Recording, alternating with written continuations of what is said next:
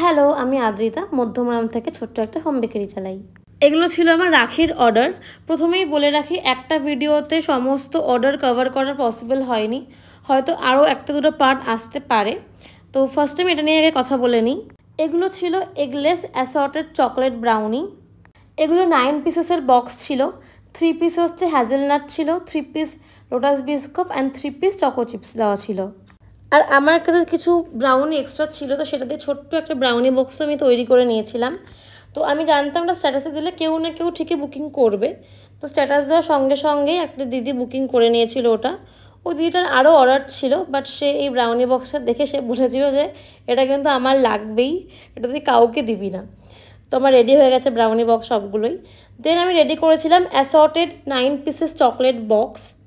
এখানে ছিল 3 pieces almond chocolate, 3 pieces mixed seed chocolate and 3 pieces rasmalai chocolate.